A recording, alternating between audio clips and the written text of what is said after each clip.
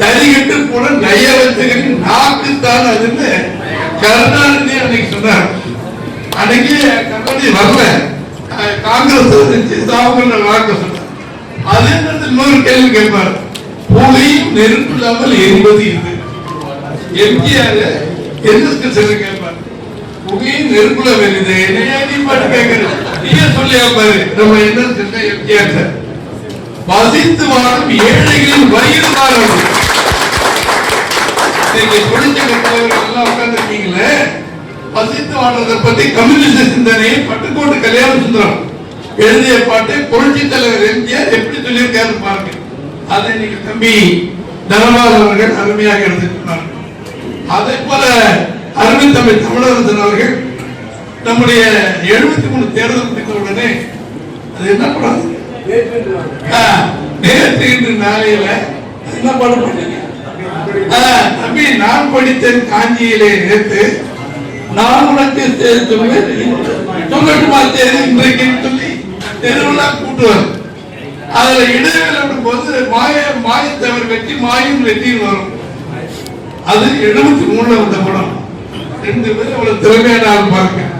அது குந்தி வந்து கூட சக்கரவர்த்தியை சொல்றாங்க, இவர் 73 வந்து படத்தை சொல்றாரு. எல்லாமே மக்களுக்கு உணர்வூட்டிய புரட்சி தலைவர் எம்ஜிஆர் செய்தி நீங்க புரிஞ்சுக்கணும். எங்கேயுமே சாதாரண ஆளுங்க வர பதவிக்கு வரலுக்கு 2 பேர் உதாரணம். திரு தமிழரசன் அவருடைய தந்தையார் மரியாதைக்குரிய திரு ராகவானந்த ஐயா அவர்கள் இந்த தொழிற்சங்கத்துக்கு ஒரு பிதாமகன் சொன்னால் பொய்யான வார்த்தை கிடையாது.